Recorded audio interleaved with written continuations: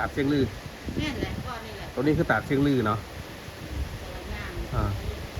ทางเครื่องเป็นตาดไปดูนั่นกับยองไรแม่แม่ตาใหญ่ ตาดใหญ่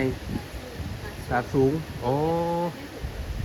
ย่างเป็นต้นทางนี่บ่แม่เด้แบบนี้แบบเป็นหูบนะ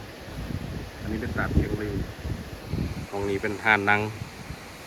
ตรงนี้เป็นตรงกลางเต็นท์หรือเศร้าเต็นท์เท่าไหร่เต็นท์ละ200,000นอนในจะคน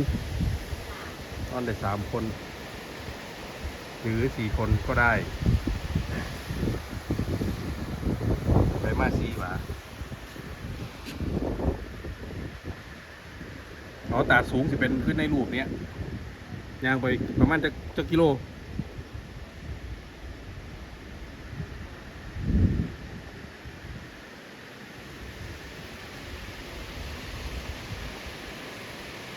บรรยากาศของตาดเชียงลือ